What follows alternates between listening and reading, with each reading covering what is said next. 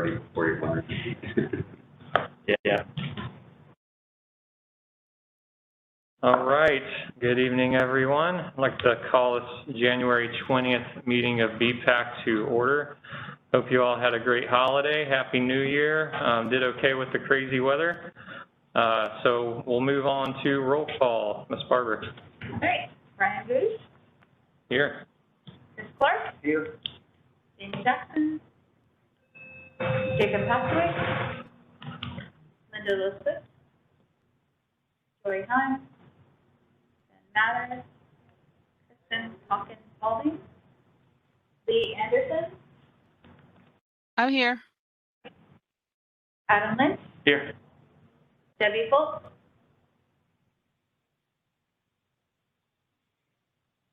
Debbie Lately. Rob Maple. Here. Jim Lynch. Here. John Summer. Here. Dan Huey. Brantley Tyndall. Heather LaBelle.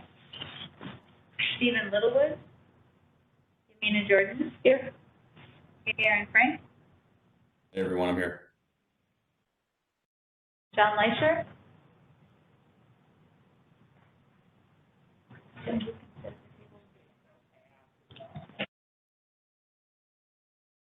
All right, and that is roll. Thank you. All right. Thank you, Carrie. Moving on to agenda item number 3, which is approval of the January 20th meeting agenda. Are there any comments on the agenda? All right. If not, take a motion for approval. I'll move we approve the agenda as presented. Second. All in favor? Aye. Opposed? All right. Item number 4, approval of the November 4th, 2021 meeting minutes. Are there any comments or corrections on the meeting minutes? If not, is there a motion for approval? I move the meeting minutes be approved. Second. All in favor? Aye. Opposed? All right. Takes care of that. Moving on to agenda item number 5, FAMPO Administrator Report. Mr. Old. Look, I can't hear them. Let's go room. Pick up. Ian, you're on. Sorry, I can't find the extra marks, but let me do this. Happy New Year to all of you. I'm just going to stand up here if that's okay. Just giving you a couple of quick thought starters. Matthew, if you can flip the next slide. We're going to just look at the question of what is the FAMPO vision? Why do we do this? Why are we here? The infrastructure bill, what are the implications of that for us in our region? The East-West study, how far that is and what that is doing about bike and ped transportation in our region. Next slide. So I asked the policy committee this question in October, actually. What is the future transportation and planning vision for FAMPO? Because that's what we do, planning and transportation. But what's the goal? What's the point? What's the vision? What would we like to see in the future? Next slide. And so I started by just asking a couple of initial questions. What would a good outcome be 50 years from now if we succeeded? Would we have reduced traffic or congestion with more businesses, more population? Would we have environmental improvements? Would we have lifestyle improvements? Would we have more affordable transportation? What is it that we're trying to achieve? And when I first arrived at FAMPO, one of the first things that the then chair of the policy committee said to me is, we realize we can't build our way out of congestion. So that means if we build mile after mile of asphalt, we're still going to have congestion. And I don't know whether all of you grasp why that is. That happens because of a thing called induced demand.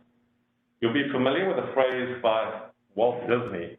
I don't know if he said it originally, but he did say it.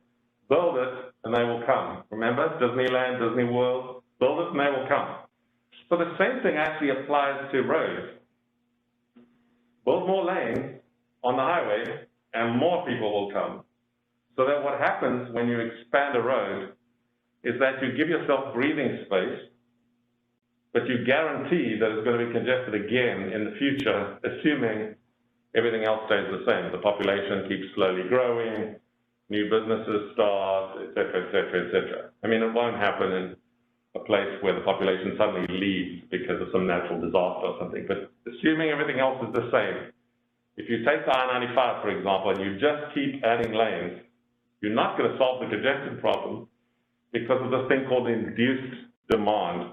More people are going to say, hey, wait, the I-95 is improved now, I can use it. And so more people use it, and a couple of years down the line, you're back to where you were. In the city of Johannesburg, where I used to be on the planning committee, it's a city of about 6 to 7 million people, and we had a massive highway congestion traffic problem. And they eventually worked out that every time you add 2 lanes to the highway, you buy at the very most 7 years of improvement, and then you're back to what you had. And that's generous. In some places, it's 4 years, depending on all those other factors that you can't predict. But guaranteed, just building more asphalt does not solve the congestion problem. So I asked this question, having heard that from the FAMPO committee, that's quite a progressive idea. Not a lot of people know that. Everybody wants to build more roads, but nobody really understands that that's not a long-term solution to all of your congestion problems. The solution is much more complex than that. But if you accept that you can't build your way out of congestion, what are the alternatives? What do you do, right? So next slide. One of the things is transit. And so I just gave the committee a chance to think about that question. What are the alternatives? And I'm trying to each policy committee discuss one or more aspects of that. How do we solve that problem? And hopefully you've given some thought to that question, and we'll give some thought to that question, and together we'll build the vision for FAMPO. What should FAMPO be trying to achieve? It's not just building more asphalt. It's much more complex, and you will know that in a sense instinctively. That's why you're here, because you're not on the roads committee. We don't have one, but you're not involved in building roads because you think there are some other things going on. So one of them is transit, and I just reminded folks at the policy committee and reminding you, our boss of the transit system in the area is sitting right over here, so I got to be careful what I say. No, please, tell me. But, Go with it. but they started, Fred, having an additional hour of service in the morning, right, in the day. So the buses are starting an hour earlier on most routes, at least on all the key routes, which means that the bus actually can get you to work by 8 o'clock. Whereas before Jamie and Aidan were at Fred, if you had to start work at 8 or 8:30 in the morning, you couldn't use the bus. Some of the buses, the driver only turns the key on at 8:30. He only turns the key on. So you can't use it to get to work if the guy only turns the key on at 8:30. So they fixed that problem. Congrats to them. And the buses are now leaving an hour earlier. But we've got to get the word out. We've got to let people know that could potentially take the bus. Hey, you can actually get to work now on the bus because it actually leaves early enough for you to get there by 8 o'clock. Talking about people who work locally predominantly, not people who work in DC. I mean, that's a different market. But that's one of the ways that without adding more asphalt, you can get more people moving to where they need to go. That was one thing. We're going to look at the numbers. We're going to beg and plead for Fred to give us the numbers once they've got a couple months of this running to see.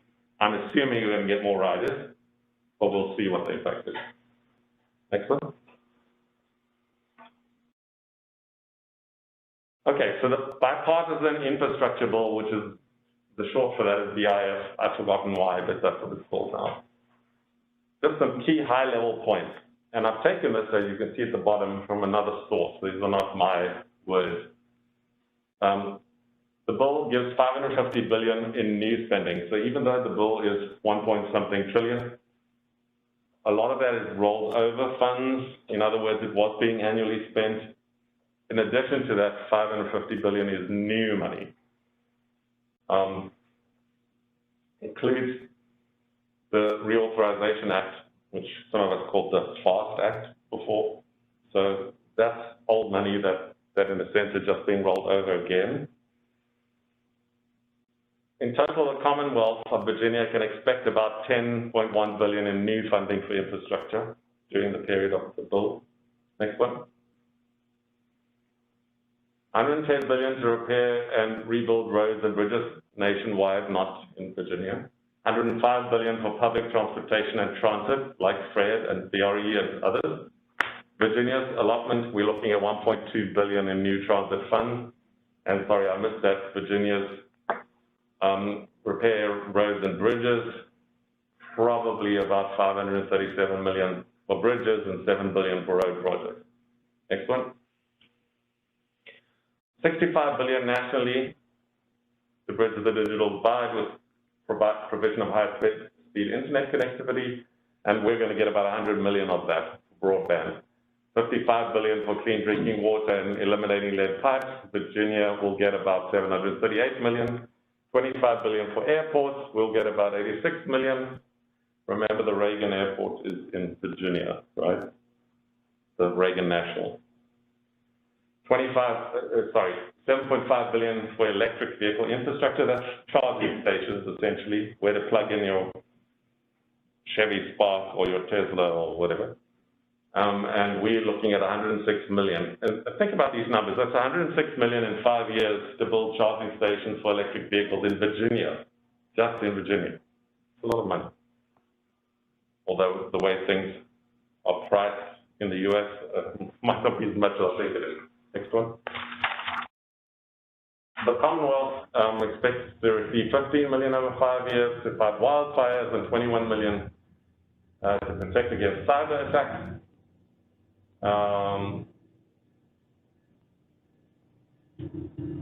Which I think comes out of that $3.5 billion investment in weatherizations of the electrical grid system. No, that's separate. I beg your pardon, it is a separate amount. Next slide. So, that's the total universe of things that are going to come out of that new bill, out of that $550 billion new money, plus they're rolling over the FAST Act money and the regular money that we used to get.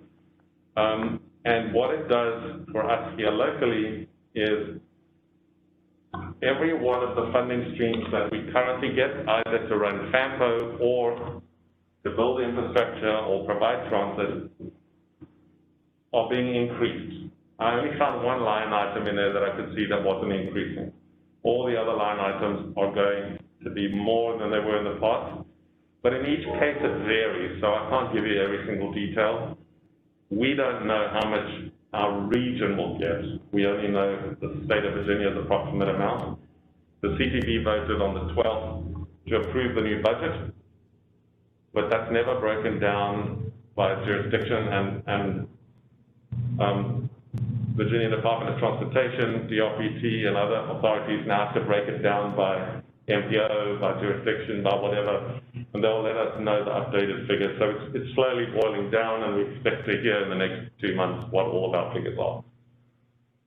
The East-West study, what I've done is only selected out the things that apply to bike impaired, but I don't want to go through the whole study. So we're looking at a couple of items. In our phase 1, bicycle and pedestrian connections to the Fredericksburg station, to the Spotsylvania station, and to the Stafford Brook Road station.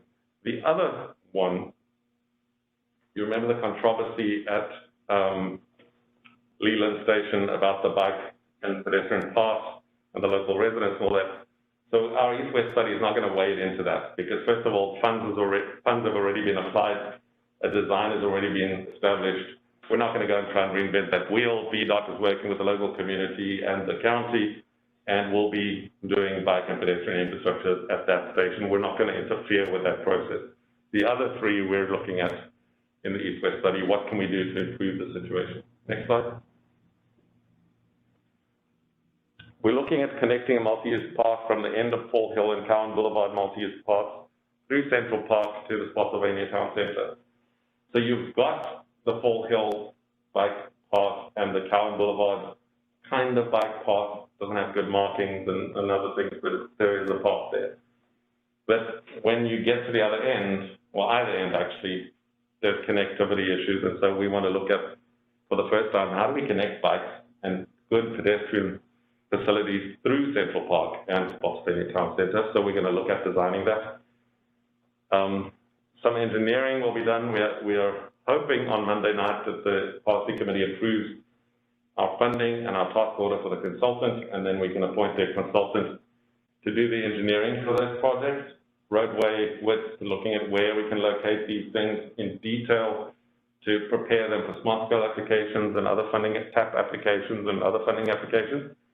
And then the new Chatham Bridge has got a great walkway and cycle path essentially on the bridge. But either side of the bridge, there's limited connectivity, so we're just looking at where should it connect, and the city has plans, for example, for a bankside trail. Well, how do we get from the end of the bridge to the proposed bankside trail? There isn't a design yet for how to do that.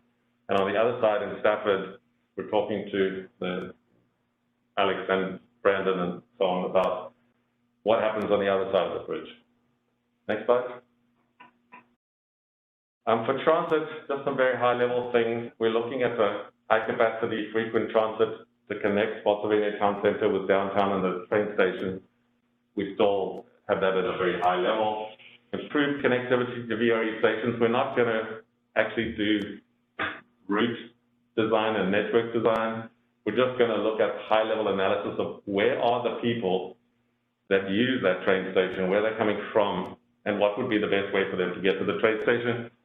Fred is doing a, what they call a TSP, a transit strategic plan, and they're going to do the detailed design of exactly where those routes would connect, because it makes sense when you're designing a bus network to not do it in pieces, because the whole has to fit together. It has to actually work. Downtown Stafford Transit Centre, here we're just looking at how do we connect the different transit systems in Stafford, and they're building this one day, maybe hopefully soon, downtown CBD. Well, somewhere there, people have to connect between buses. We've got OmniRide having only one stop in FAMPO region, or maybe we need to think about how to connect to that. We've got the train station, but there's no real connectivity to get to the train station right now of any mode, right? Other than drive your car to the station and find a parking. That's the only way you can get to that train station right now. So we need to just think about the future. What happens in the future? So we're looking at a transit center. It's a smallish infrastructure investment. If you know the Lees Hill Transit Center in Pennsylvania, that's the kind of concept, a place for different transit vehicles to connect. The D is a high-level thing. The new delegate to the legislature from, I don't know what the district is, but it's mostly Stafford. Do you remember her name? The newly elected delegate that replaced Josh Cole. Oh. Yeah, she suggested that we investigate a possible express bus to do what VDOT calls the reverse seat. Lots of people come down Route 17, then either on I-95 or Route 1, and then back up Route 3 to get to the shops, and then they do it all in reverse again. So is it feasible to have an express bus? I don't know. We're going to run some numbers just to see is it feasible. That's also high level. And then Hayden asked us to just do some data analysis of those particular roads there in E to see what the density of the population is and other data that they want for their TSB. We're just going to do some data analysis for that. In addition to that, we've got some other things which are not bike or ped and not transit roadways. And there's 13 roadway corridors that we're investigating in phase 2 with a consultant as well. Next slide. This is an interesting thing. I won't read that whole thing, but basically the Chamber of Commerce published this month their legislative agenda for 2022. What are the legislative changes they want to see, that they want to lobby for, that they want to work on? And number 2 is that they are seeking to establish a regional transportation authority. And if you know what a regional transportation authority is, it's essentially a taxing authority that raises local money to spend on transportation infrastructure and operations in the area. But it's ring-fenced money. It can only be used for that purpose, and it can only be used locally. The reason why that they're saying that is important is with federal and state funding, if you don't put any of your local capital to a project, it's very difficult to get smart-scale funding and other funding streams that we use to build transportation infrastructure and systems like transit. And so what they do in Hampton Roads, in Richmond, and in Northern Virginia is they have an RTA, they raise money locally, and then when they apply for federal and state funding, they put down local money and they say, we've got X amount, we're committed to this project, and we ask you to fund the balance. And you then get a greater score in the scoring system of the state that allocates funding to your area. So you get a higher score because you put a bit of money in up front. And so they get, in those 3 jurisdictions, a lot more out, a lot more funding for projects because they put some money in. So this is the vehicle, one vehicle to do that. And the Chamber of Commerce has decided this year that they want that to be one of their priority projects. So that's interesting. I know Mr. Cole, the former delegate, tried something like this, and there was a lot of controversy about it, and it never was legislated. The Chamber of Commerce now wants to do it. Next one. This is my last slide. We have a new staff member. Is Becky online, do you know? Are we able to show her video feed, or has she not got it on? Becky, are you there? Okay. Well, FAMPO has appointed a new staff member to replace one of our, well, to fill one of our vacancies, and that person is Becky Golden. She has 30-some years experience in engineering and transportation, which is her background, particularly on road safety and generally transportation safety. She's a former staff member of Stafford, Spotsylvania, I beg your pardon, County. She's worked at UVA on research projects around safety, transportation safety, and she's also worked out west. I forget the jurisdiction she works in, but in the west of the state. Okay, I thought. Okay, so but she has many, many years experience, and she joined our team from the beginning of January, so you'll get to meet her. She is online now, but I think she's muted. Hi. Anyway, we want. How are you? Hi, Beck. We're just welcoming you to the committee. Great, great. I think my internet might be kind of weak, so I'm coming in and out, so. Thank you. The long-range transportation plan you're going to hear about tonight, it's finally, the draft is ready, and Carrie will talk to that a little bit later on. We're completing updates to the congestion management process. That should be done in the next month. So at your next meeting, you'll get that as well. And there's a link there for you to look at it online. The current version, actually. We always have to tell our committee that we do have a congestion management process, that we do update the data on there. Matthew downloads the data and makes it available to our jurisdictions because we're supposed to monitor congestion in the region. It's one of our legal requirements. So that's all from me. I don't know if you have any questions. It's a little longer than I thought, but I'm done.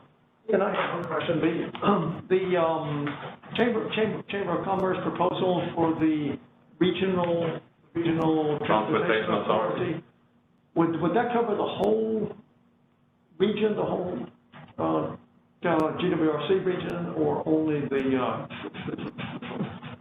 FAMPO part of the region? So the answer to that is, when you set up the Regional Transportation Authority, you make a decision as to where the boundaries are. Okay.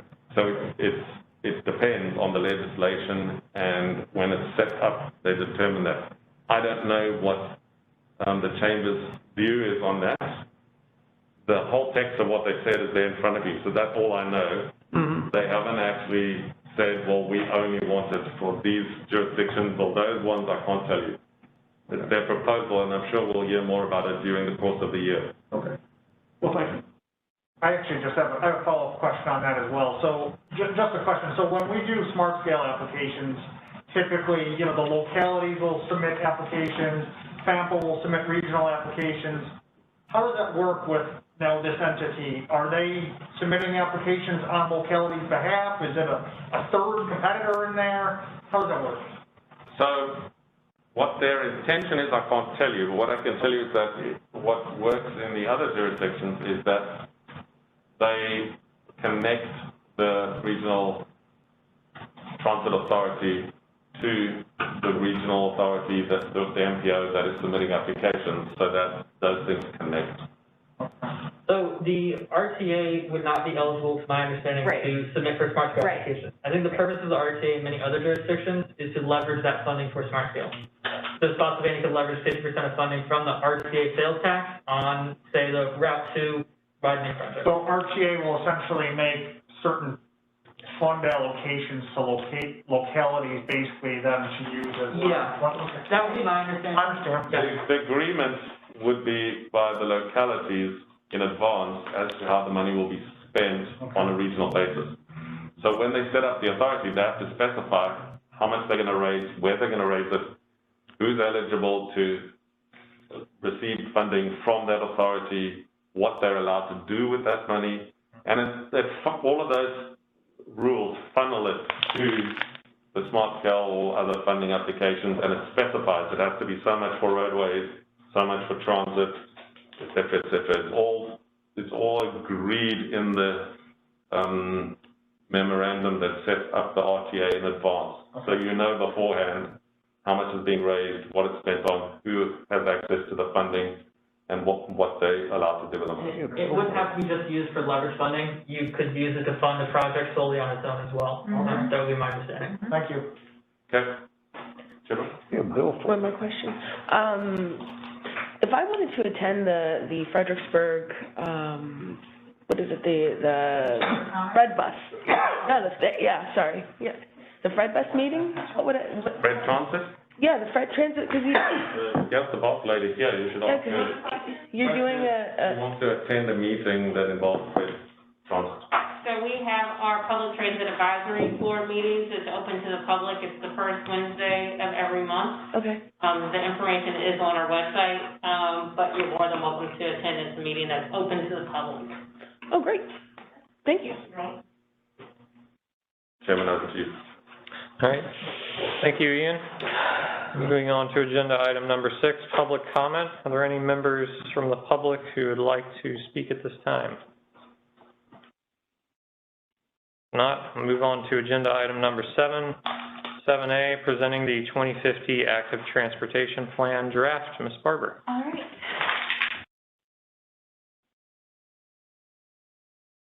So I have sent you all the plan document twice for review, and you do have until February 17th to go through it and give any, provide any comments to me. So as we go through each section of this presentation, if you have any comments already or any questions on that section, we can go over them at that time. Slide. So in Chapter 1, you've seen that multiple times now. If you still have any comments or questions about that, let me know. No? Then we'll go to Chapter 2. Same thing, existing conditions. Anybody have any further questions or comments about this chapter? Carrie, if I recall, there were some layers missing for Stafford. Were those added back? Okay. Yes. And this is strictly paths, not sidewalks, obviously. Strictly paved paths. Okay. Thank you.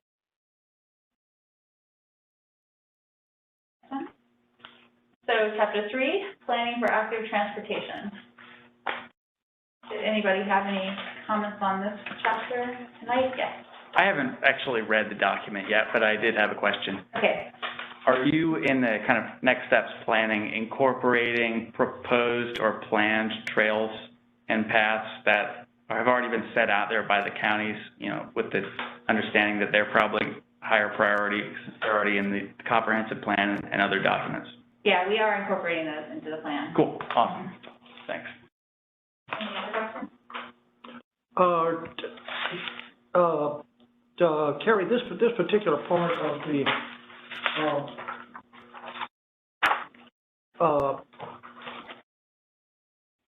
Belmont to Ferry Farm Trail, this is the sort of the curve that comes down out of the parks. Isn't at least a part of that trail that goes through the parks unpaved? I think you mentioned this was covering paved trails only. I hadn't been on those trails for about a year, but the last time they were not. I haven't been on them much either. This is just a picture to show you an example of a paved path. Right. A specific picture. Right, but you said earlier that the purpose of this was to show. The purpose of that paved map trail. that I showed you previously was to show paved trail. But my understanding was that the Belmont to Ferry Farm, which is no longer the Ferry Farm, sadly, trail, it's supposed to be paved ultimately? Is that? It is paved, yes. Yeah, it's all paved. Is that the case? Yes. Brian, okay, because the last time I was on it, the part that goes from St. Clair Brooks Park over to the YMCA and back through there. Okay. That wasn't paved, but that's about a year old since the last time I was there. Okay. Good. As far as I know, it's paved, but okay, good. Well, thank you. I mean, I don't. We can verify. Care one way or the other. Just curious.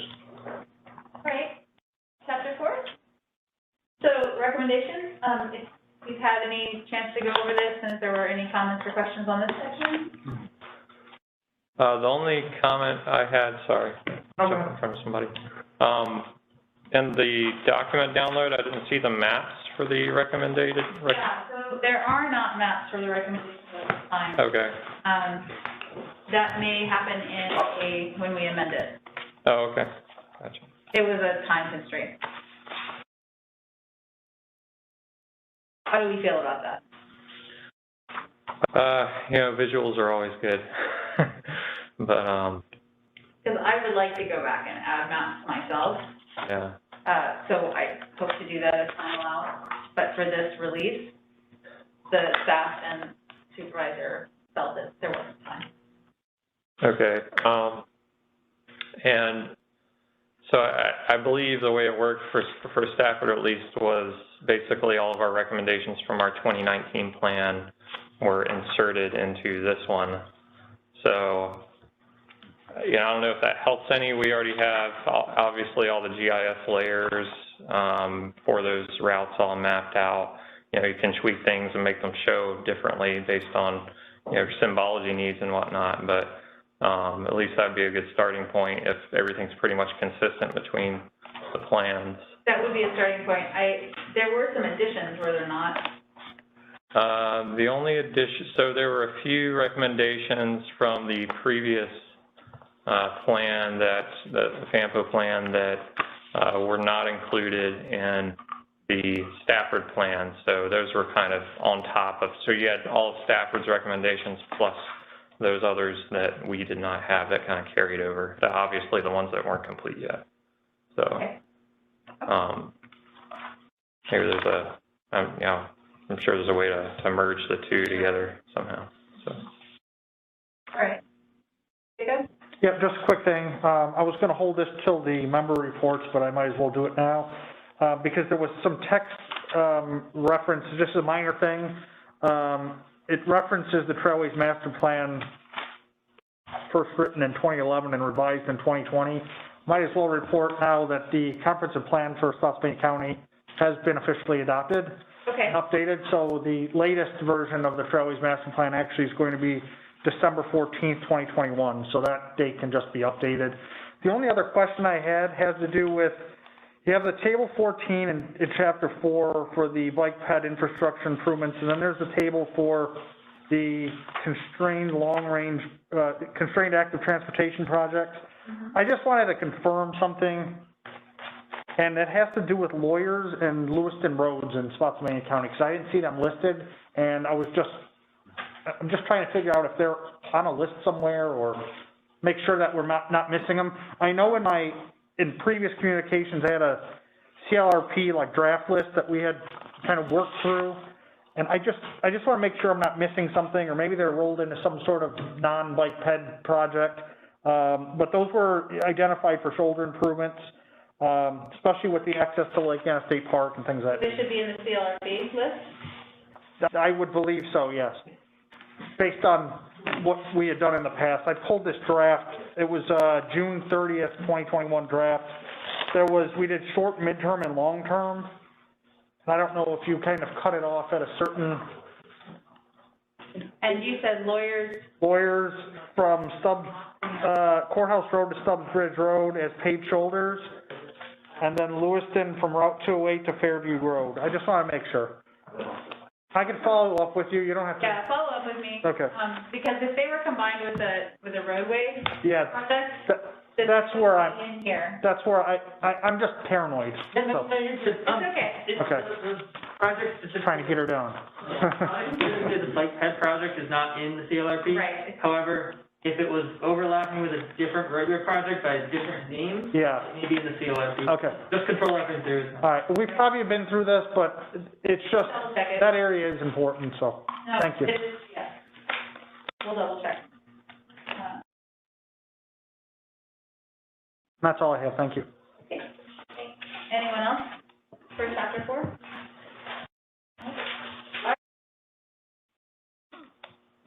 Implementation.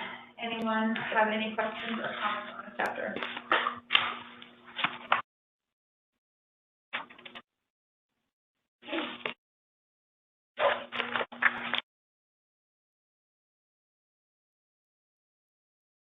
So then our next steps, as I said, you have until February 17th to give me your final comments. And then I will put it before you on March 3rd for approval. And the entire LRTP is also right now up for your comments. And Matthew, could you show me where the link is? On the FAMPO website, under plans and programs, long-range transportation plan. So we'd appreciate your comments on that as well. Currently under 30 days. And when is that, when's the deadline for the comments on that? Have you made Should know it, but I don't by heart. Yeah, so the comment period is going to start officially after Monday night's policy committee meeting, hopefully, if they approve it for public comment. And the public comment will close 30 days from that. So 30 days from that, which is 2 days before the following policy committee meeting. So it's a month starting on Tuesday morning. And then we're going to have some time to incorporate your comments and make edits and fix if there's a problem with a map or whatever. And then the final LRTP will be brought back and it will come to this committee and it will come to the policy committee in March for approval. In other words, we're notifying you now. The public comment period will hopefully start on Tuesday after the Monday night policy committee meeting. You then have another month to read it and send us edits and changes. Then the public comment period will close. And we have some further weeks to make those edits and changes. And then in your March meeting, you'll get the full final document for your endorsement and for the policy committee's approval. So that's the process that we're following. The reason why we don't want to delay it is because some of your smart scale applications, and I believe some of the other funding applications too, require your projects from your jurisdictions to be in a long-range plan before they can be submitted for funding. So we know that some of those projects are waiting for you'll see there's a thing called the CLRP, the Constrained Long-Range Plan, which is the list of projects. And if it's not in there, you're going to struggle to get funding. So this is why we're pushing now to complete it, so that you can then reference the FAMPO long-range plan in all of your projects. Bike ped projects are also in there because this whole transportation plan is incorporated in there. We refer to the Greenway study in there, but all of this adds credibility to your application when you apply for funding for a road, for a bridge, for a tunnel, for a bike path, or whatever. So that's why we need that. Carrie, can you repeat the start and end dates for the public comment? So this coming Monday is the 24th, so that's the start of the public comment period for the general LRTP, and so then that would end on February 21st, I believe it's 30 days. Yeah. Cool. And Thanks. for this, you have until February 17th to get comments to me, and then we will approve it on March 3rd at our next BPAC. All right. You guys have a lot of reading. All right, if that is all, then that's all. Thank you. Thank you. All right, moving on to agenda item 7B, FAMPO Bike and Pedestrian Counter Program 2021 Yearly Report. Matthew.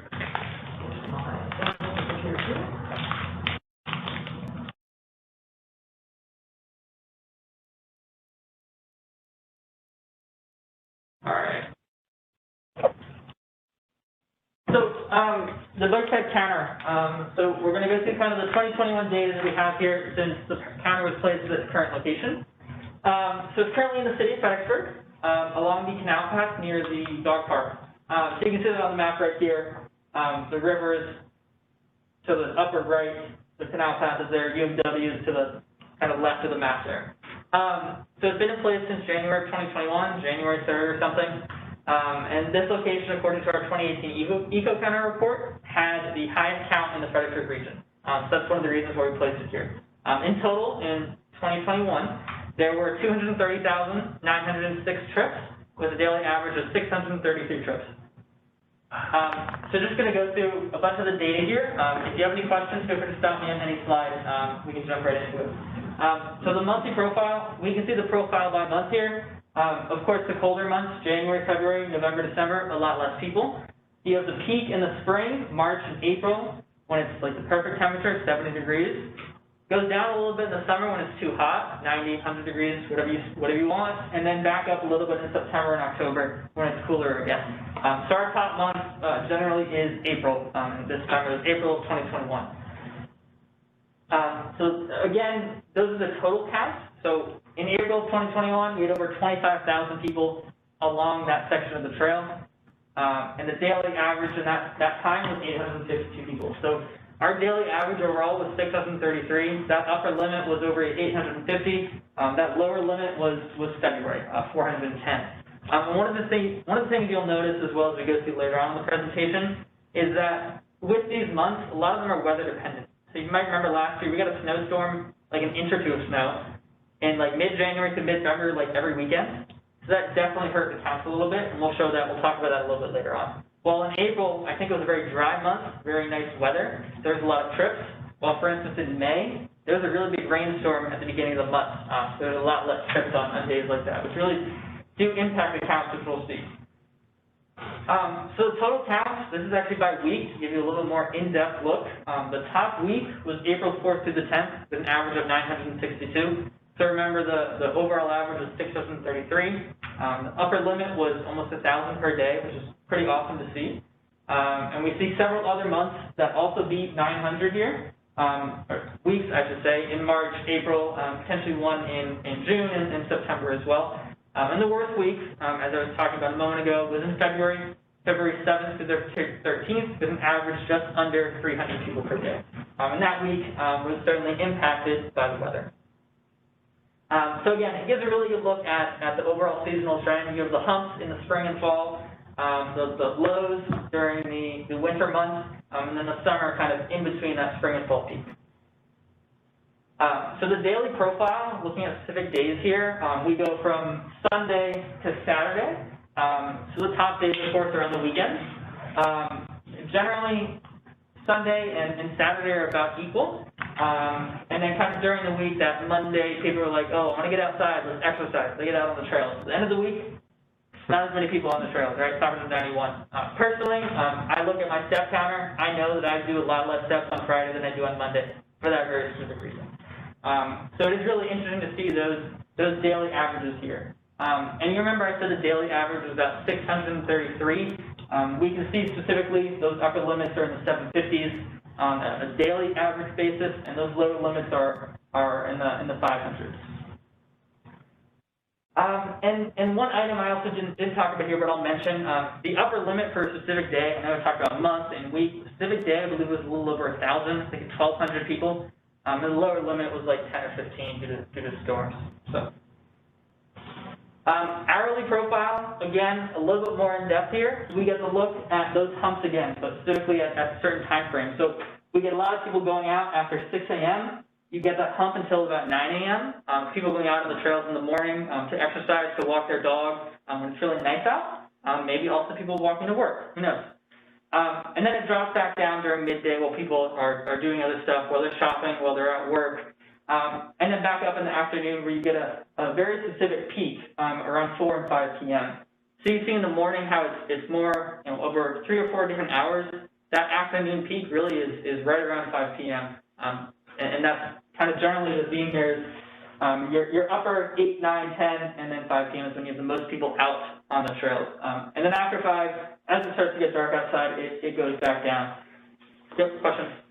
Matthew, those counts, do those include pedestrians and bikes? Yep, yes, So they include those. combined total, any movement of a bike or a pedestrian is in there? You're correct. Or a dog. Yes. Whatever goes by the counter. No squirrels though, right? So the counter, I'll mention the counter is maybe like this high. So if a squirrel was like jumping, a squirrel trying to get into the Olympics, who knows? Maybe a deer. There's some deer in Fredericksburg. Could be a deer. You never know.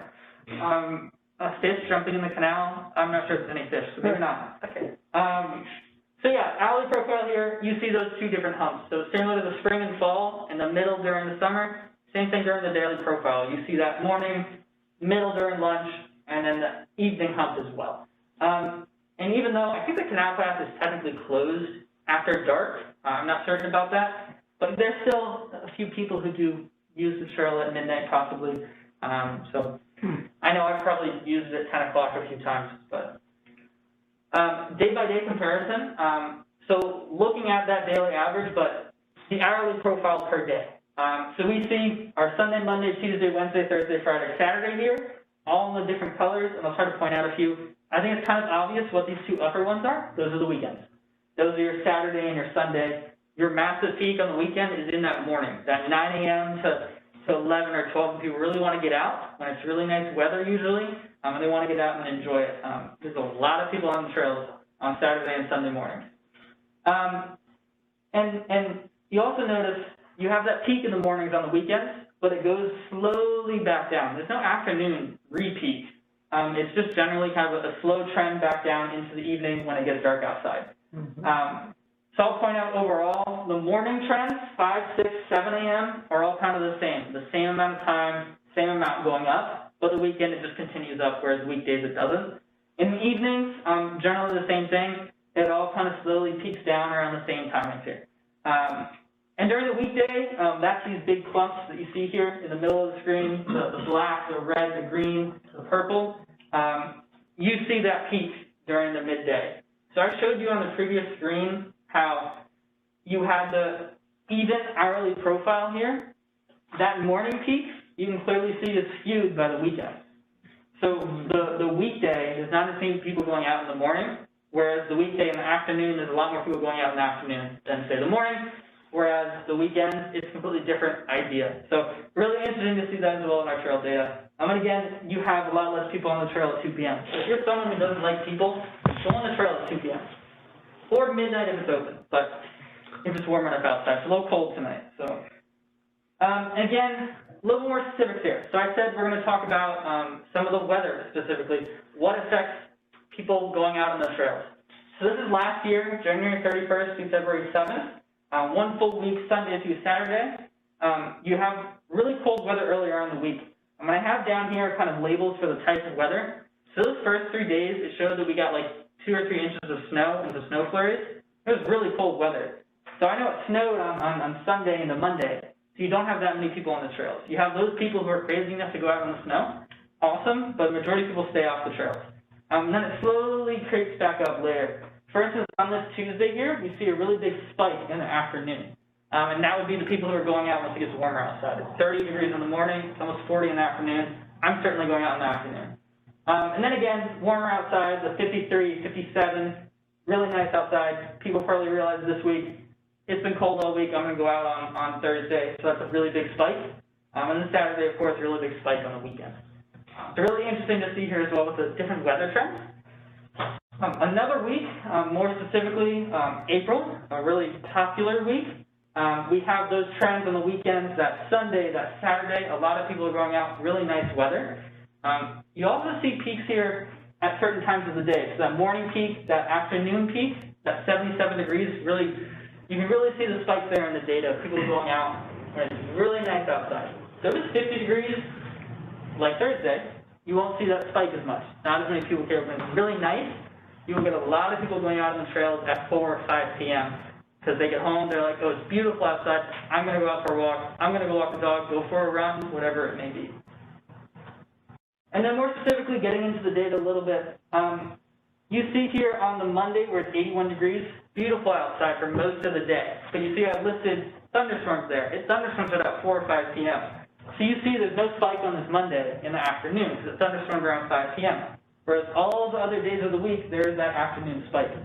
So it goes to show you what a thunderstorm will do to the trail data as well.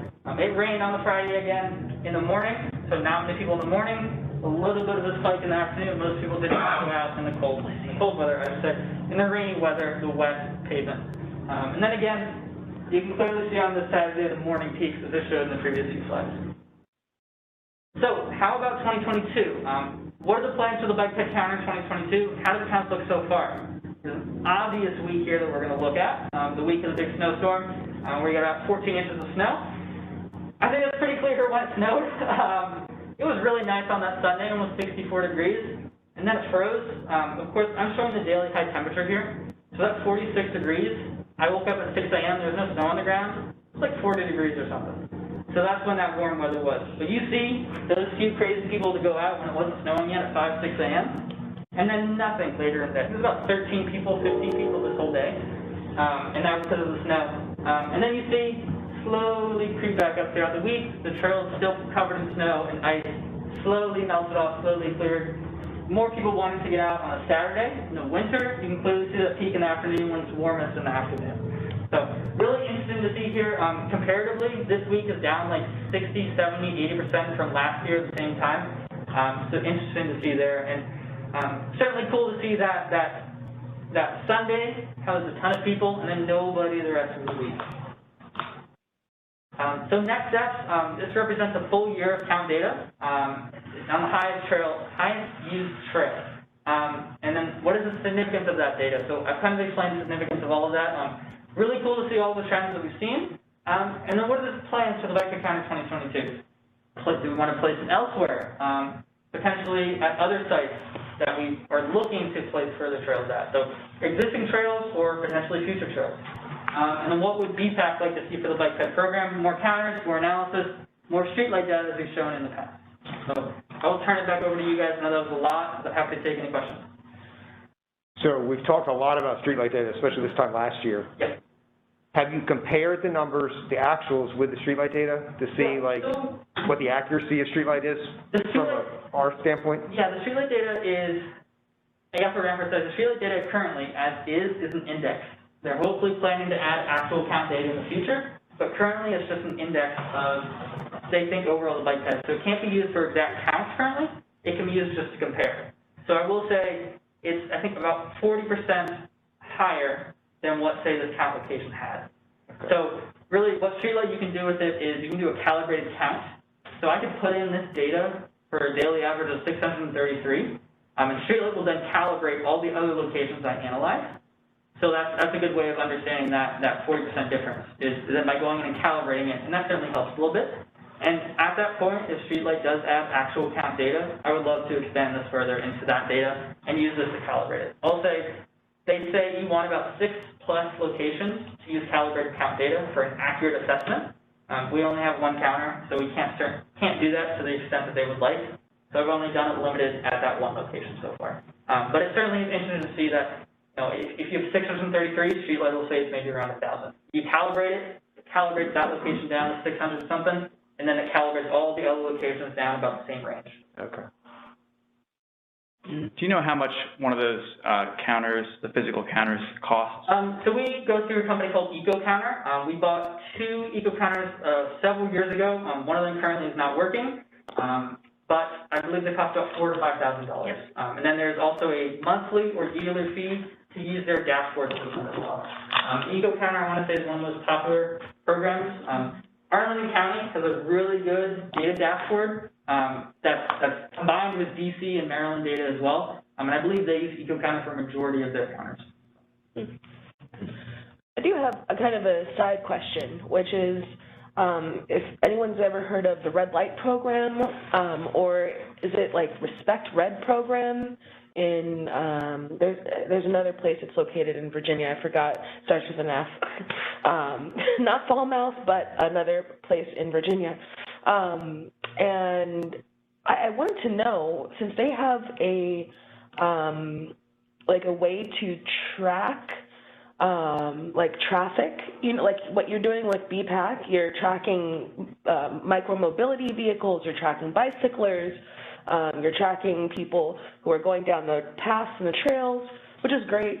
I'm wondering if there's an easier way to go about this, since there's something similar that's Fairfax. Oh, Fairfax. It had an F.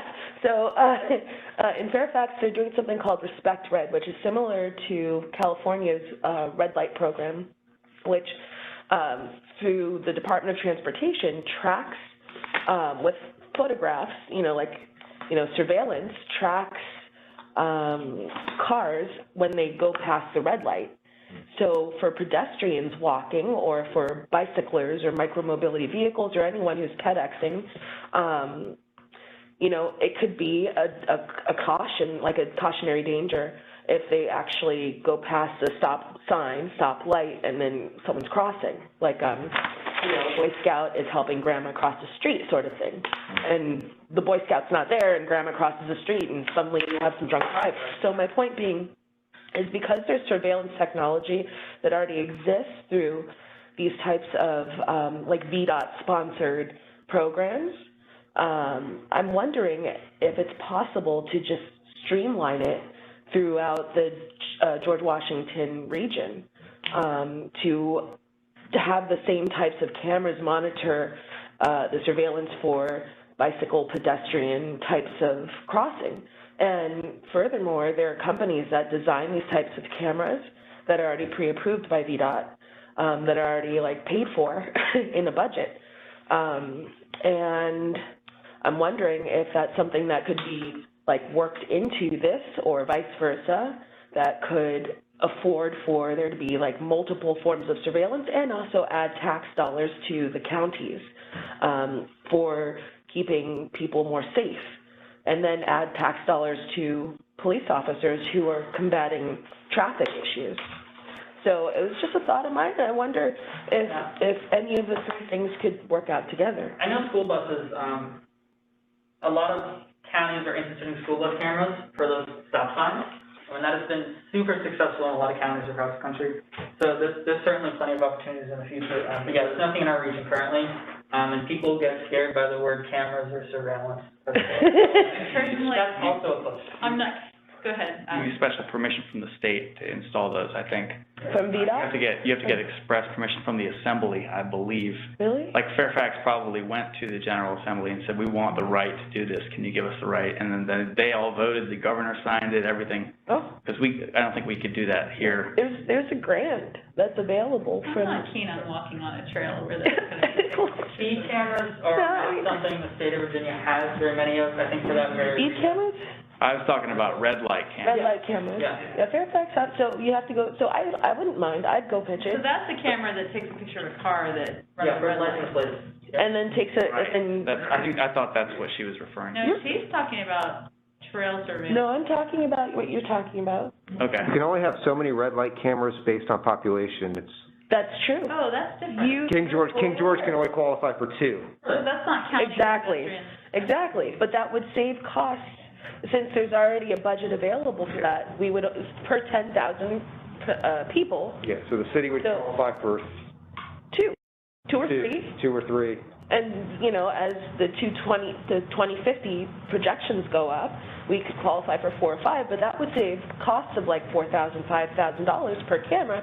If you're looking at $15,000 that's paid for by VDOT and also cohesive with a bigger picture analysis that could incorporate us into a bigger program for VDOT. And then also incorporate your agenda with what you're doing with counting bicycle pedestrians into something that they're monitoring and expand upon like what they're doing. So it may offer more opportunities, more options, more funding, and there already is funding that's in place available for it now that could cover those expenses. That's all I'm saying. So Matthew, the counters, where those counters are is on the trail by the canal, of course. Yep. That's a recreational trail. Yep. And would you anticipate that a user of the trail would be walking out and walking back, so one user would get counted twice? Not criticizing that, but just for meta-analysis. I would certainly say that, yeah. I think there's certainly, I have no idea what the would be, but I know for me, for instance, yeah, when I was at UMW, I would use the entrance on the upper left up here. I'd walk down, and actually sometimes I'd go all the way around, but other times I'd turn around and go back. So the nice thing about the canal path, and potentially that brings up one other thing, is it's a circle, so some people might go all the way around, it's like 3.1 miles, but there certainly is a number of people who go out and back and cross by that same kind of location. Yeah. And I guess there isn't any way other than having you out there 12 hours a day recording things. You want to pay for it. Yeah, write that down, right in your job description. Yeah, it'd be interesting to see if Streetlight data might be able to help with that a little bit in the future, because they can do bi-directional. So if they add future types of counting stuff, that might help as well. Yeah. But the other question, or to point this out, that's mostly help me out here. That's primarily a recreational use path. Do you think there's any active working type people that use it for active transportation, or is it? I think I wouldn't know the number, but there's certainly a very small percentage. Perhaps Adam or JV might know a little bit more, but there's a percentage of people in the city of Frederick who do walk to work. Yes. And I would think there's probably a few who do use the canal path to walk downtown from, if they live over in Fall Hill or other side up here or something. But yeah, there's certainly a small percentage who definitely does. I actually bike to work on the canal path. Exactly. Well, there you go. Not every day, but like a couple days a week if the weather's nice. I'm a fair weather biker. Yep. But I also I used to see a lot of people walking the canal path carrying groceries. When the Bottom Dollar Weiss was open down there, people would use that to get back and forth to the grocery store, which I thought was kind of cool. That'd be interesting. That is cool. People are using it for the co-op to get there and back. In between the trail on both sides, kind of. So. Yeah, that could be. Yeah. Here's another question down here. Yep.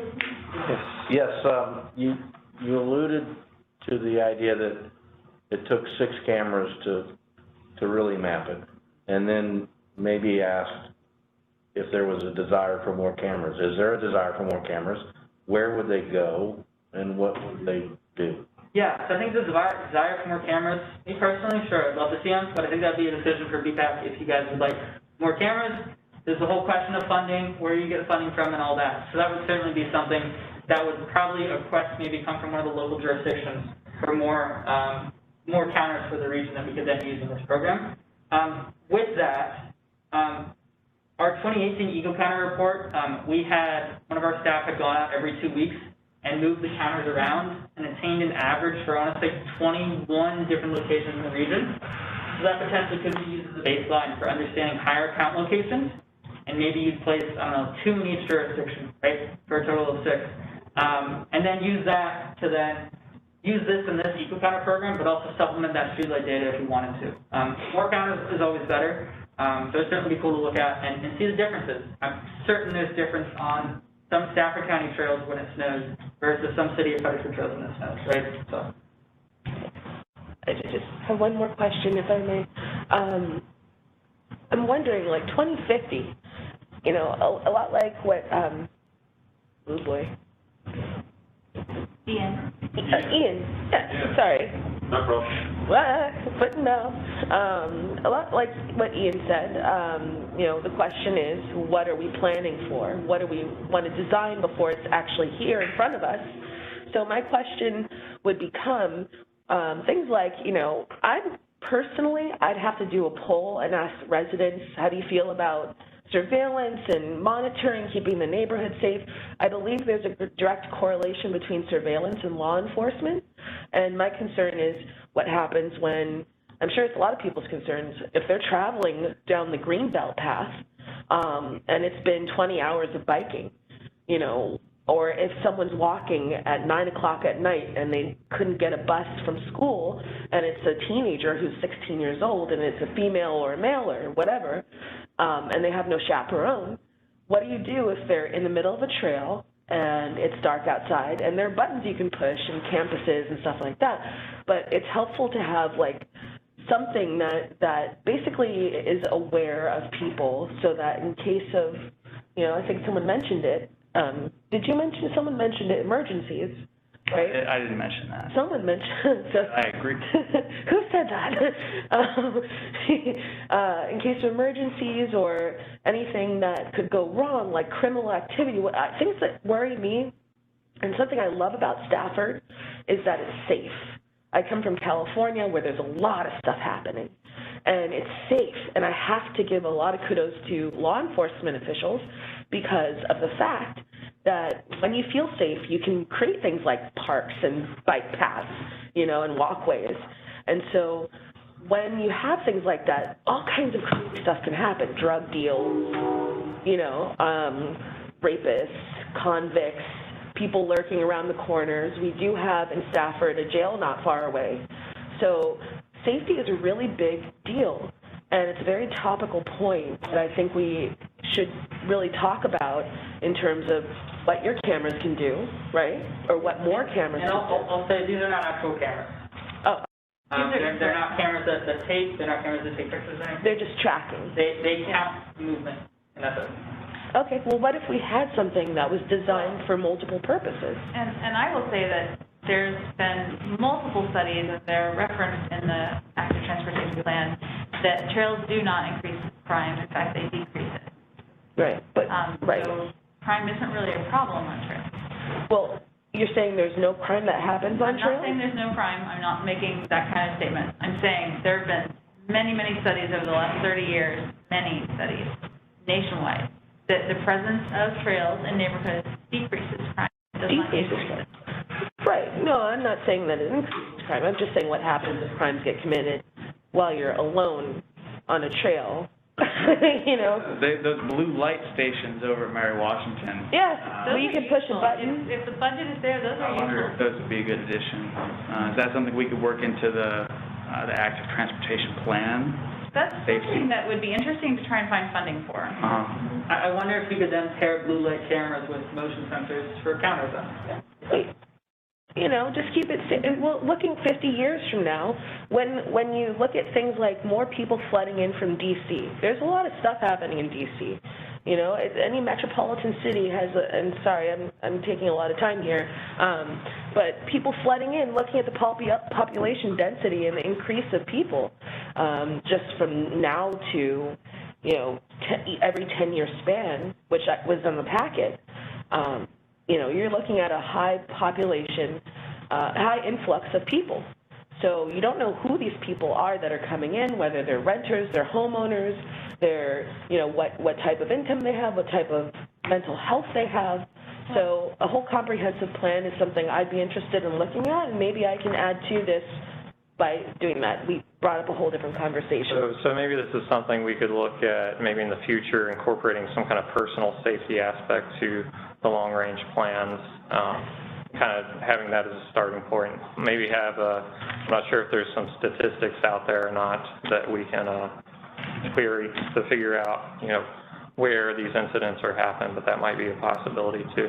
Yeah. Matthew, did you have anything else for? No further questions. There's just the next 3 things on the bottom here if anybody else wants to talk about that. Otherwise, that was all for me. Okay. I think we've covered it pretty well for now. We can circle back on it again in a future meeting. moving on to the next agenda item, review of state multi-use trails policy. Ms. Barber? We can revisit the, like, counters at another meeting. We decide what we want to do with them next. We don't want to leave them at the canal path. So perhaps in the next meeting, we can discuss that. All right. What I want to do briefly is talk about the CTB, the Commonwealth Transportation Board. January 11th had a meeting, and they had several presentations, and I thought this one might be interesting to all of you. Cambridge Systematics was their consultant for a multi-use trails policy work group. Next slide. And they basically put together a work group with these agencies. Next slide. And it evaluated and recommended a process for doing better with state trails. Next slide. I'm running right through this as quick as I can. Go ahead and skip to 7. In the middle of that, also, I want to point out to all of you, if you don't know about this already, but VDOT maintains a statewide bicycle facility inventory, which you've probably been asked to contribute to if you belong to a locality. But it's supposed to be an authoritative database of all of the shared use paths and other bicycle facilities and pedestrian facilities in the state. You know about it, Jacob? Look, surprised. No, I'm not surprised. It's interesting when you see, say, statewide bicycle facility inventory and they show things like the US 1 bike route. Like, yeah, it's a bike route, but it's not really a bicycle facility either. I sometimes feel like we should stop calling it a bicycle facility. Yeah, it's a designated corridor with signage on it, but it doesn't have. Good place to get hit by a car, perhaps. Yeah. Next slide. Let's see, slide 9. All right, so the findings of this working group were that there is a lot of trouble getting trails funded in the state. There's a lack of a single agency in the state. There is no sustained trail funding, and longer regional trails are really challenging to fund. And I think many of you have seen this and are struggling with this yourself. And there isn't a lot of data. So the working group made some recommendations. Next slide. So there are 3 primary implementation actions that they put forth to the CTB, was to establish a state trails office, or to better staff the Office of Outdoor Recreation, immediately, pretty much, in FY 2023, and to develop a state trails plan, and to implement the state trails program. And they want to commit an additional $20 million annually to implement these 3 grant programs managed by the State Trails Office. So, in other words, they just really want to ramp up a whole organized way of helping to fund trails throughout the state. I will keep an eye on this and see what the CTB does with it, but I'm really hoping it goes. Yes. I've not seen this presentation before. I didn't review it in the fact, but those 3 things are great. There are 2 things that I think are missing from their policy, which, I may have no input. We didn't have any input in this. But there's 2 things that are obviously missing. The first thing is, you have this for BRT, bus rapid transit. In order to be called a bus rapid transit, you have to have a couple of minimum infrastructure things on the ground. And then they grade bus rapid transit systems based on how many of the typical bus rapid transit infrastructure systems you have on your BRT routes, right? So that's why you get a gold standard and a silver standard and a bronze standard, because they look at the quality of it. So the thing that's missing here, and it's probably hidden in the detail and I just can't see it, but is, what is the minimum? It comes out of the comment that I think Jacob made just now. What is the minimum that you need to have on the ground in order to call this thing an official trail? And I think the point is, if you just say this is a trail, and there's 0 on the ground. So I was trying to be fast, but in the beginning of this presentation, you established exactly what. So there's that criteria that defined what a multi-use trail is. Slide number 4. Yeah. Okay. So they do define these things, and they are developing specific parameters. I'm glad. Okay. I was just trying to be quick. And then the other thing they might have also included there, and that is, do they have a proposal for getting regular dedicated funding to build or not? For, With what was his last word? What was your last word? dedicated funding. There. Yes. Yeah, so the next step here, this is slide 12, is set aside funding to develop an inaugural state trail fund starting in FY22, additional $2 million in, I believe, and then 2023, establish new funding to establish grant programs and technical assistance opportunities. Okay, so that we have the two things that I was going to comment. This wasn't in that list on that slide that you had. So this is really promising, and I'm pretty excited about it. I really hope they push forward with it. You had a question? Well, to build on what Mr. Eaton was saying, once you establish what a trail is, have we looked at the successes or rated some of the more successful projects, similar projects here in the state? Oftentimes looking at what's worked teaches you Go ahead. repeat success.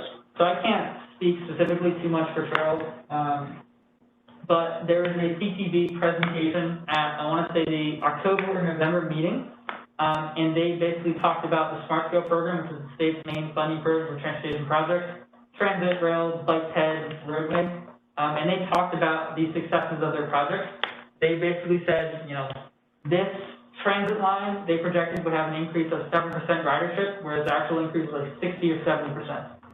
They said this intersection would have like a maybe 8% decrease in car crashes, while after implementation of the project, it had more like a 90% decrease in car crashes. So yeah, they are kind of, through the Smart Scale program, ramping that up and looking to do more of that in the following years of actual project evaluation as those projects get built.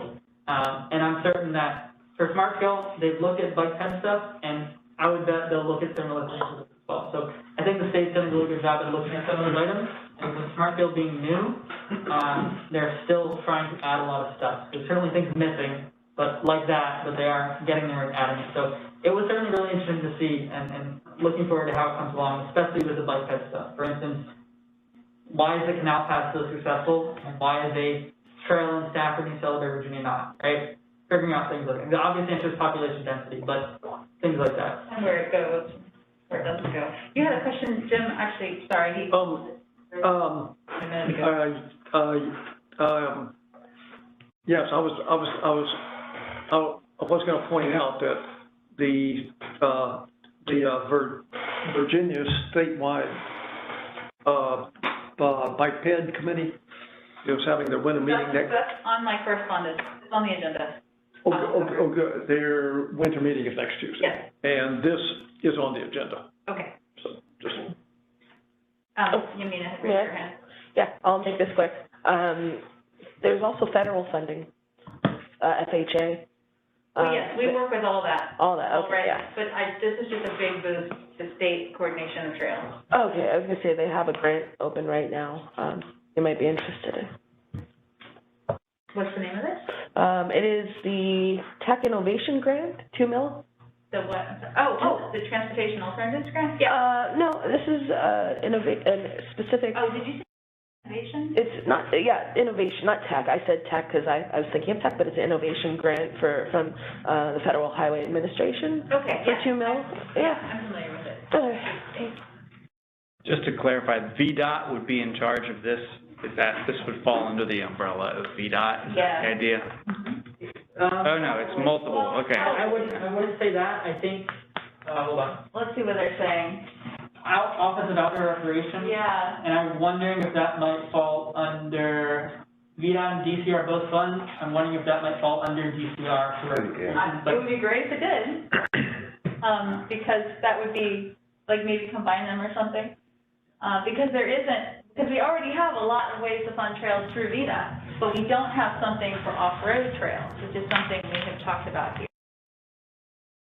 Something complementary. Fred Trails is part of the Virginia Trails Alliance. I don't know if you've heard of that, but obviously all the trail organizations, primarily natural surface trails, are part of that. So we meet quarterly, and of course all the ideas of all localities, across the state of Virginia are part of that. And of course, writing letters to governors and Congress and so forth, and trying to get bike ped stuff. So it's complementary. It's obviously not a paid body, but it's something that complements what they're trying to accomplish here. Yeah.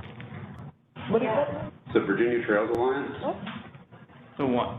one time. Was this in the budget that Governor Northam proposed, or are they asking for it to show up as an amendment? I want to say that the funding is available and the CTB needs to approve it based on my understanding of this presentation. Okay. That it's not like they have to wait for the new governor next year to get funding, because they talk about FY22 for the planning stuff and FY23 for implementation. So I want to say that's kind of there, but kind of not. Yeah. Good point. Do you go to the recommendations slide real quick? Which one? The recommendation slide, the first one, with the gears on it. Oh, yeah. I hope this is not a bad omen, but those 3 gears won't turn. I don't know if you did this or someone else. I did not make it. Okay, I'll bet VDOT made it. Yeah, this sounds like Cambridge Systematics. Uh-oh. We're good. It'll spin. Yeah, use your imagination. I remember, guy, he's too smart. Take more watts. I think it's called Imagination, that's what you Any more comments or questions? Start them at different times.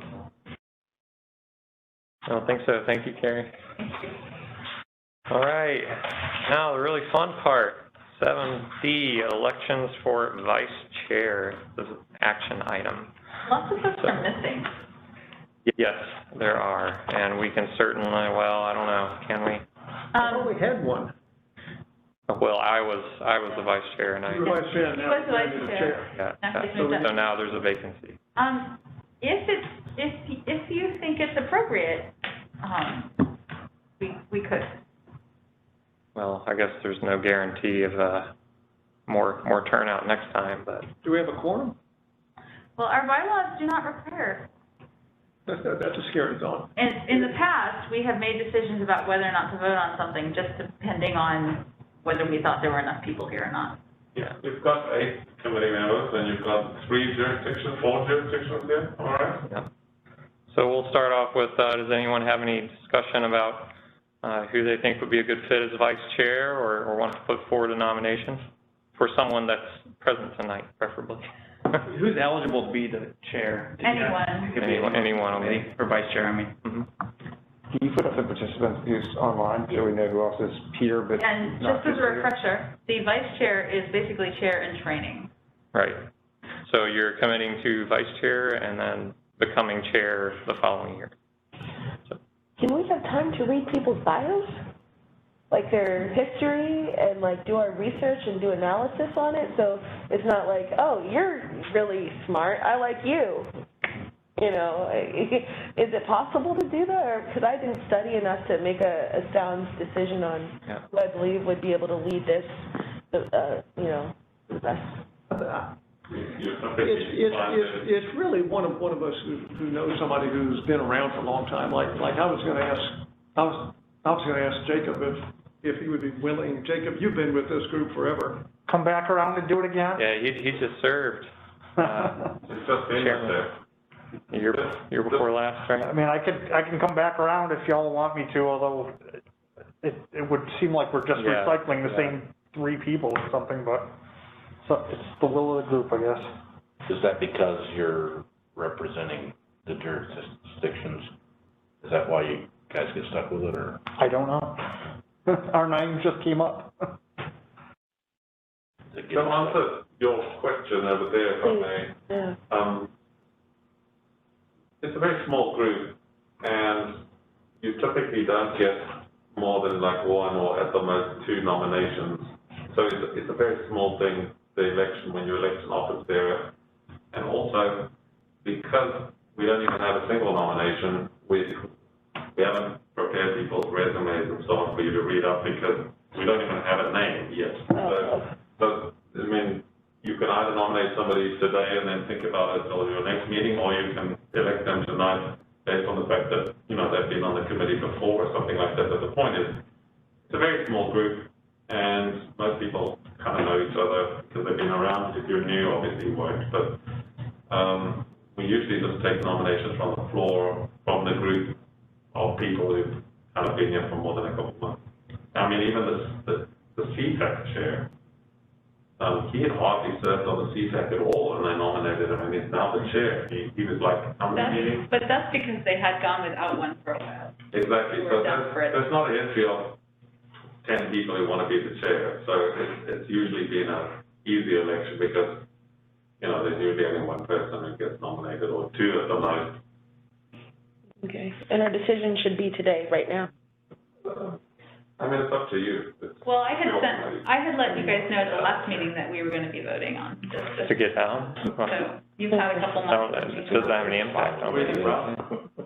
Who wants to be the person? I was thinking him, he seems pretty cool. I just found out I have a child on Is that a nomination? Yeah, congratulations. But that means I can't be doing these extracurriculars. I will point out that it's not, Well, would both of you gentlemen say that it's not a very heavy lift? It's not a heavy lift. I mean, if we're in a pickle, I'll step back into the role, but I would also like the opportunity that other members have the chance to fill this rather than, I was just on it, so. I have a question. Who wants to be in this position? Because maybe there are people who are not vocalizing that that's what they want to do. Does anybody feel like? Nobody ever raises their hand to that question. I mean, I'll go for it. I'll go for it. If no one wants to go for it, I'll go for it. If he doesn't want to do it, if you want to do it, go for it. I mean, look, I've got some time. What was your name again? Yeah, that chick, whoever she is, Yamina. Okay. I was going to nominate you and him, and then I just kind of went around the room, so I don't know. And who do you represent? Stafford County. She is the citizen alternate. I'm the citizen alternate, the underdog. Personally, I think it would probably be best if we don't have dual Stafford representation as chair and vice chair. So to kind of diversify it a little bit, but that's just my 2 cents. do we have anybody from Fredericksburg or from, is it King George, or the spread around? I'm holding out hope that by December next year, we'll have a planner in my spot and not me. Tired one. What's over for Stafford County? Yeah, Chris has really done a fantastic job, even though this is a little bit out of his sphere of work interest. But, Chris has done a great job. Fredericksburg, Pennsylvania, King George, Caroline. Who do we have online again? Or an agency. What? Who do we have online again? We have Aaron Frank from Fredericksburg. We have Brandon Brown from Stafford. We have Deborah Lately from Disability Resource Center, and Deborah Bolt, also from Disability Resource Center, and Lee Anderson from DW Right Connect, who I believe cannot be because she's us. How long is the vice chair? Yes, this is his name. Role last for? It's for a year. For a year? Yeah, you train for a year to be chair. So basically, your job is to learn and to chair a meeting if the chair can't make it. I would consider it. You can consider it? All right. Excellent. Mr. Chairman, Yes, sir. I nominate Adam. We have a second. All in favor? Aye. Adam, thank you, buddy. Opposed? Good job, Adam. Nature's come through again. Excellent. Thank you. Awesome. Thank you very much. Do we know who's coming to speak at public comment? Can't go anywhere, Brian. Adam's one. No taking time off? Brian children. Okay. Adam, you're in the city, right? Yeah. There we go. Feel free to reach out. Yeah. I mean, we've done it, so. Yeah. All right. Well, with that, we will move on to agenda item number 8. All right, Jim. We'll cover what we need to cover. Tuesday, the statewide BPAC is having a meeting. Everyone is encouraged if they wish to attend. This is their agenda. So we're going to be talking about statewide. I did not actually realize, Jim, that they were going to have the UCD presentation on their agenda. Oh, there it is, the Boise Multi-Use Trail Report. There you go. So a whole legislative update, so all the things that the General Assembly is currently talking about. If you want to attend that, the link is in your packet. That's only online? Is that I correct? believe that it is only online. Okay, Yes. okay. So pretty much the whole day, 10 a.m. to noon and 1 to 2 p.m. Yeah. like to send that, there you go. And that is it for correspondence. Okay, staff reports. I don't think I have any staff reports, Matthew. Let me just pull up one that we have on other communities. Just the calendar, that is of course subject to figured I might as well bring it up in case anybody wanted to see it. BPAC currently is the oranges. So the next meeting, as Terry mentioned, is March 3rd.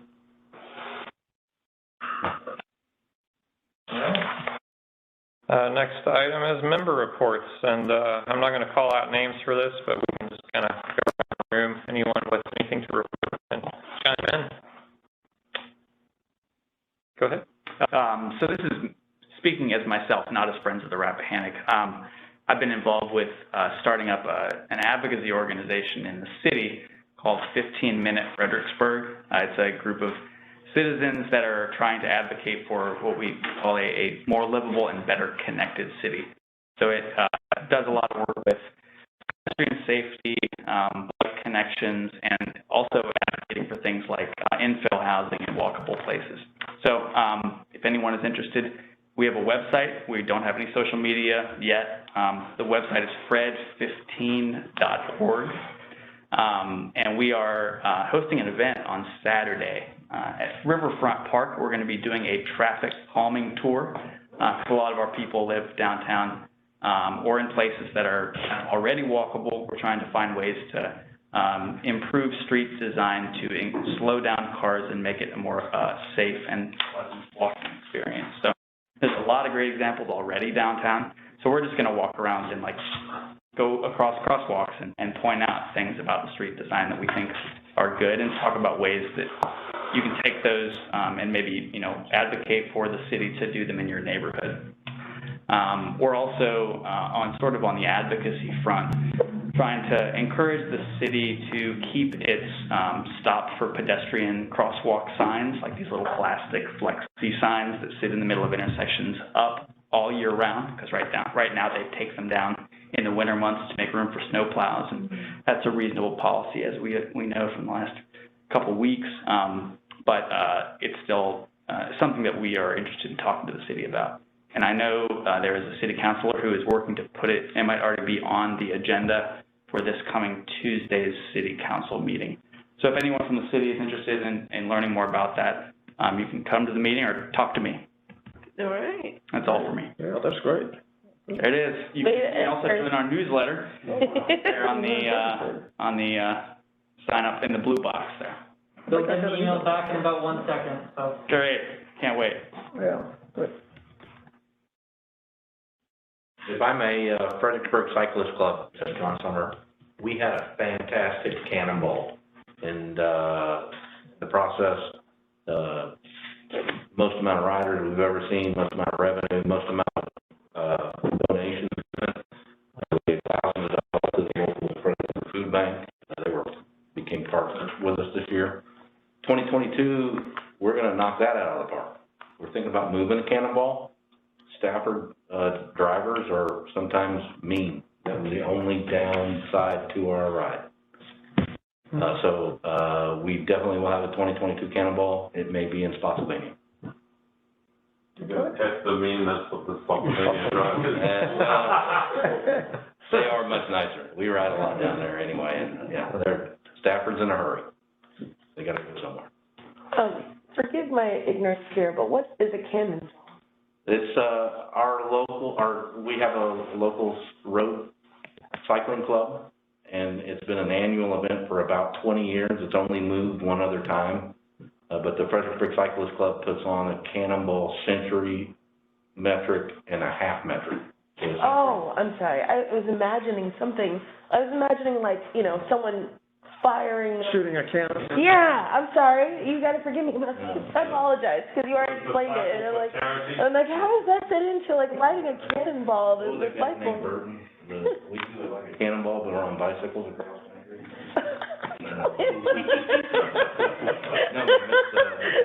Where did that come in? I'm just fire in the hole. I don't know if the website helps a little bit. Yeah. A ride for charity. So look for cannonballcentry.com. Thank you, sir. We'll be finalizing our dates, our locations, and our charity. One of the things I brought to the club was the idea that we be upfront about how much and who is going to benefit from our efforts rather than the backroom deal we used to do after the fact. We're pretty proud of what we accomplished, but we got some great ideas for 2022, so join us. And I also want to thank this gentleman. He helped us out a little bit with some map development. He enjoyed the ride with us, so bring her along with you next year. Yeah. Oh, yeah. 100 miles, good. Oh, boy, He yeah. does about 21 miles an hour too, so you want to get speed. Hey, I'm game. I'll work up to it. Thank you for the invite, sir. And that's all I have. Thank you. Thank you. Jim? Have some items. You guys have heard me talk about our Dog and Railroad Trail incessantly. There's a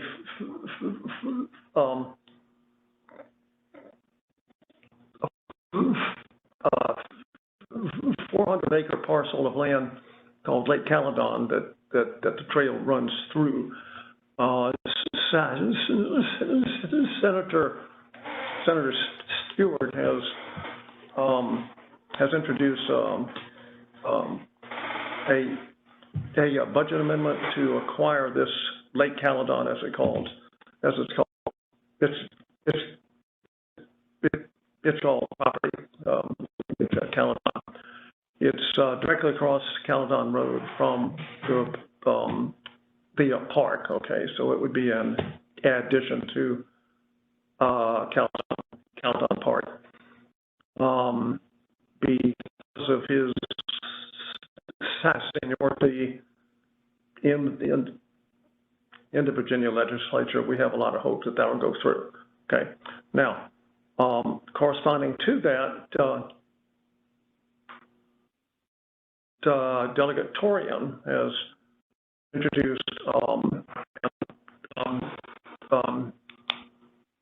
amendment to evaluate the feasibility of the Dog and Railroad Trail also becoming a part of Caledon.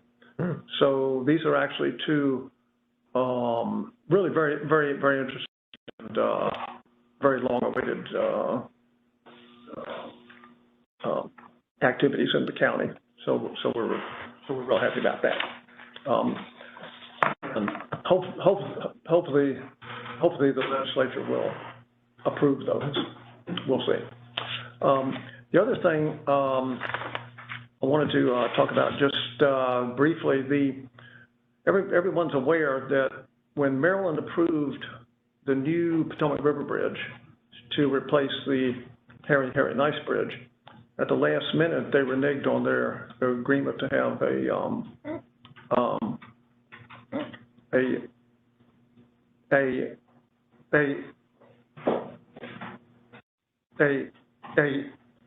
bike ped path. It turns out that one of their agreements for a loan from a federal highway department required them to have this path, and the highway department is now telling them that they aren't going to grant them this loan, and the loan is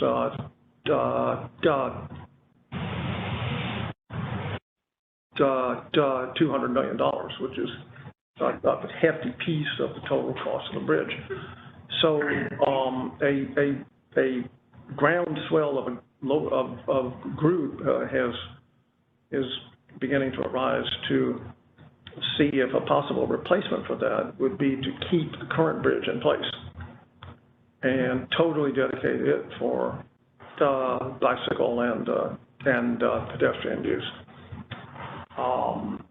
Whether that'll ever go anywhere, who knows? But there is a lot of interest in that.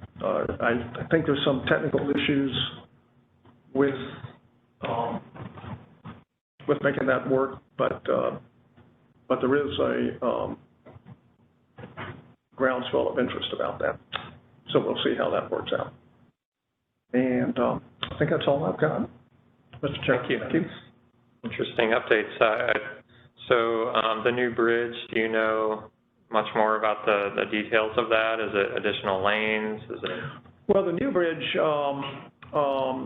yes, it is okay. wider. The old bridge had one lane each way. The new bridge will have 2 lanes each way. The original plans that had been looked at for a long, long time was to have a separated protected bike path. Bike path lane. Literally at the last minute, they eliminated that after promising for years that they were going to have it. So I guess they didn't read the small print of their loan agreement with the Stafford Federal Highway Transportation Board, because they said they aren't going to have this loan. So that's usually interesting. What you say that they were going to do to accommodate bicyclists was the outboard lanes on each side. A bicyclist was going to be able to come up, hit a switch would turn on some lights. Bicyclists said, "Be careful." You can imagine how enthusiastic the bicycling community. No problem. Yeah, you can imagine how enthusiastic the bicycling community is about that. So okay, that'll last until a couple of bicyclists are killed, and they'll cut that out. Yeah. So well, hopefully they're successful in getting that added back. Well, it would be great if the old bridge can be just repurposed. You know, we'll see. Thank you for the report. Welcome. That's all I have. Other than if anybody has a chainsaw and wants to come help us clear trees off the Dog and Railroad Trail. I'm going out there next Saturday with a bunch of Boy Scouts. Are you serious? Yes. Wow. Not with chainsaws. Oh, with chainsaws? Right. With what? We're walking. Are they going to help? No, we're just walking. Okay. Good. Write an email. I'll let you know which parts of the trail have been cleared. Oh, all right. Yeah. Great.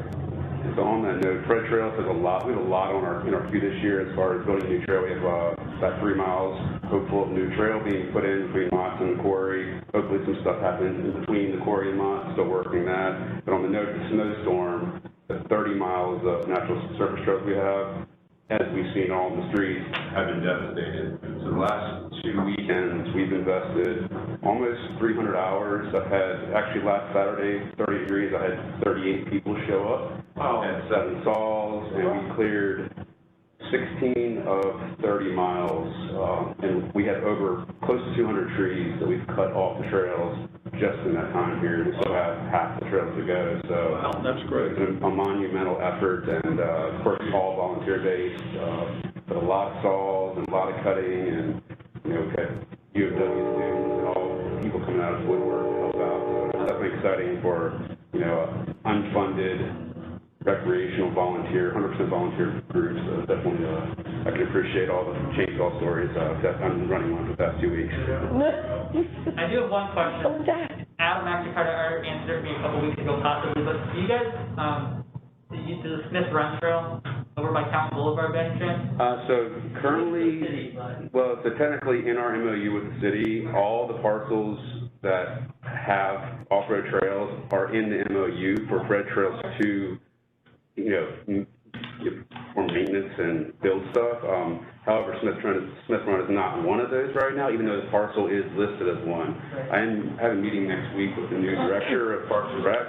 So one of the things that I want to talk about is having Fred Trails be responsible for all the natural surface trails, including Smith Run. So, yeah. I got to figure out where her course is. Just 2 trees. Okay. So I'll figure that out for the city. Thank you. Yeah, no problem. Yeah, there's a lot of trails that are natural surface that aren't really manned by anybody. Yeah, it's a very empty trail. but, I use it daily, so. Understood, and, definitely, hopefully it's something that we can, Red Trails can, accommodate, for the future, so. Thank you. That's all I have. All right. Just I'll do a quick update. As I stated, our conference plan just was approved in December of 2021, so that's all good. The Trailways Master Plan is updated with that. We have been actively pursuing physical trail infrastructure improvements. One of our big ones right now is extending it eastward towards the city of Fredericksburg from Salem Church Road to BCR. We have TAP projects that have been prior approved. Some are in funding and design. We're really trying to fill this gap to the city of Fredericksburg to make that connection. There are some other areas that we're looking at physical improvements, tidewalk trail widening. With the smart scale application, we have another smart scale application that we're actually looking to push that project out past Shannon Airport down to Benchmark Road. So we're looking to start making that connection down to the VRE station in South Main County. That's part of the East Coast Greenway. In the meantime, we're also trying to stack recreational trail easements and just getting the space for these planned trail systems in order. So in the past, for instance, we resecured the VCR, the Virginia Central Trail, a 2-mile section of that, the recreational trail easement from Brock Road to Jackson Trail East. That happened in 2012. What we've been trying to do is slowly piece together those corridors so then we have the right-of-way to go ahead when the connection pieces are all together, to go ahead and try to actually have a buildable trail segment. What I wanted to say right now is we have the easement plat in under review for the S-Power solar energy facility trail system, and that's going to result in miles worth of recreational trail easements coming for recreational trail use over to the county. That's out west in the county. It involves a small portion of the Virginia Central out near Orange Plank Road and the Orange County line. Significant portions of the Lake Anna State Park Connector Trail, which is a north-south route that would ultimately connect Lake Anna State Park up to the Virginia Central Trail corridor. There's also a significant portion of our Todd's Tavern Spur Trail and a small piece of the Po River Trail coming in with this one. So that's a significant development right now. That plat is under review for to be turned over to the county. That came with a condition of that solar energy facility. Just for scale, that project covers over 6,000 acres. Not all of that's under solar. It's about 3,800 under solar. But it's a very and therefore so is the recreational trail easements. And that's all I have. Thank you. Beautiful. Cool. All right, so other reports, anyone joining online have a report to share? Okay, hey everyone. If not, go ahead. Aaron Frank, City of Fred, citizen rep. Just a few quick reports, and good to see everybody virtually for the first time this year. I guess since we last met, it's gotten a lot colder, darker, and snowier, and you may have noticed a lot of the pedestrian reflective signs that are in the middle of the roadways in Fredericksburg have been removed. And this is to avoid conflicts with snowplows. It turns out there were a lot of folks who were pretty concerned about this, and I understand the city is now reevaluating this. So we hope there's an opportunity to figure out a way to help make these pedestrian signs remain within the right-of-ways. They're pretty important visibility features, and one of the many components of city strategy for some safer crossings across downtown, especially when there's less light, less hours of light in the wintertime. So look forward to hearing back from the city and welcome any thoughts if folks on this call are aware of strategies that other municipalities have used, to work with plow drivers, or if there's different materials, locations that y'all have used that have allowed for some of these right-of-way pedestrian signs to remain over the colder winter months. All right, thank you. Elsewhere, just real quick, on the city front, I noticed the city hired an environmental sustainability coordinator It's a pretty cool title, and imagine they do some pretty cool work in like the 1,000 different disciplines that do comprise of an environmental sustainability coordinator. I hope there's an opportunity for some transportation work. Certainly, bike and ped improvements seem to make up a pretty important dimension of a holistic sustainability approach. So if Jamie's on this call, or if anybody else from the city is there, I just would put a word in to see if we can leverage some of those new skills coming to the city to help improve some of the transportation network. And then, yeah, Aaron, Jamie left, but I know the sustainability manager, Mackenzie, works in the Public Works Department, which is nice. Oh, good. Go ahead. Cool, Adam.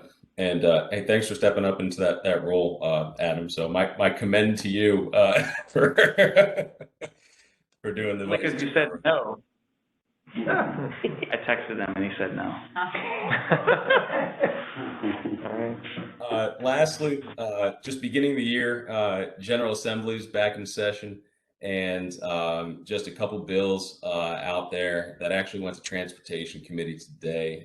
Firstly, it's Senate Bill 116. It looks like this one got shot down, but this was, to impound bicycles and fine bicyclists that roll through a stop sign. It was kind of a pretty egregious bill that, isn't too atypical, honestly. And then the second one I noticed is 362, and that one would prohibit bicyclists from riding two abreast. So just wanted to put that out there. These still have a ways to go. It's still pretty early, but it's never surprising what comes up this time of year. So just wanted to share that, and that's my report. All right. Well, add a couple things for Stafford. Our comprehensive plan update was also recently adopted in November. It did include a minor change to the bicycle pedestrian facilities plan relating to connections on Celebrate Virginia Parkway down to the area owned by the city along the river. So that was a nice add. Our transportation division has also been hard at work. They're working with several consultants on various issues, one of which is a multimodal study on Route 17 that I believe they'll have some recommendations coming forward the first part of next week. So that's exciting. That's moving forward. Also, they're going to be working with a consultant on developing a transportation master plan for the county, which is going to include, as I understand it, much more comprehensive, in-depth demand modeling for the county, which I assume we will be able to leverage to some extent to look at suitability for bicycle pedestrian improvements and whatnot. And last part was we're also going to be working with a consultant to revisit our transportation impact fees. So Stafford County is the only locality in Virginia to charge transportation or impact fees in general, but specifically for transportation. It's in an amount of $3,000 per residential unit. That was a low number back then. It's certainly a low number now when you look at the impacts of residential development on the transportation system. So we'll see what comes of that, and that's it for me. I'll add, if anybody online trying to speak, we're unable to hear you. So just throw that out there just in case anybody else is trying to speak.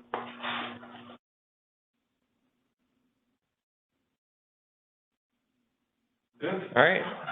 If that's it, we'll move on to adjourning the meeting. Do we have a motion to adjourn? I move we adjourn. All right. I'll second it. All in favor? Aye. Opposed? All right.